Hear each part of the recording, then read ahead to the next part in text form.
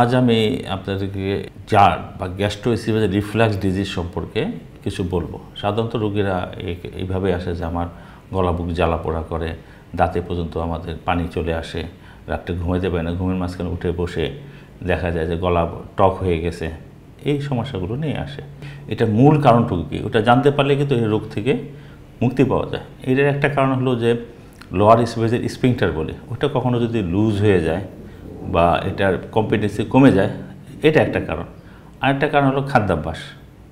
খাদ্যাভ্যাসের মধ্যে দেখা যায় জাঙ্ক ফুড, রিচ ফুডগুলো, তৈলাক্ত খাবার ইত্যাদি খাবারগুলো যখন বেশি পরিমাণে খাওয়া হয়, ওগুলো গ্যাস্ট্রিক এমপ্টিং টাইম খুব কম। পেট থেকে যখন এই খাবারগুলো বেরোতে না পারে তখনই উপরের দিকে স্ফিংক্টার লুজ থাকলে উপরে চলে আসে। আরেকটা অংশ হলো যে তার ওজন, ওবেস লোকদের ক্ষেত্রে এটা বেশি হয়। আর যারা খাওয়ার পরপরই শুয়ে যায়, পেট ভরে খায়, তাদেরও এই সমস্যাগুলো দেখা দিতে পারে বেশি। তো এই সমস্ত ক্ষেত্রে রোগীদের প্রথম চিকিৎসা হলো তার লাইফস্টাইল মডিফিকেশন।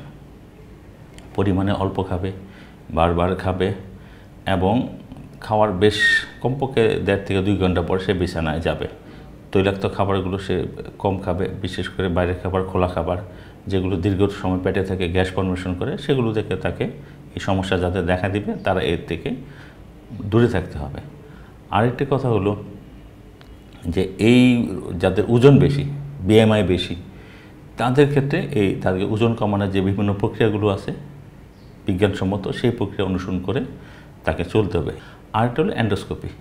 অ্যান্ডোস্কোপি করে আমরা পেটের ভিতরে যাবতীয় অবস্থাগুলো আমরা বুঝতে পারি যে এখানে কী কারণে কী সমস্যাগুলো হতে পারে, বা এই সমস্যার সাথে এই রোগের সাথে এই ভিতরে যে স্ট্রাকচারের কোনো রকম কোরিলেশন আছে কি না সেটা বোঝা যায়, এবং সেইটুকু বুঝে তার প্রপার চিকিৎসা করলে রোগী মোটামুটি লাইফস্টাইল এবং মিনিমাম ওষুধে সেইটাতে ভালো থাকতে পারে।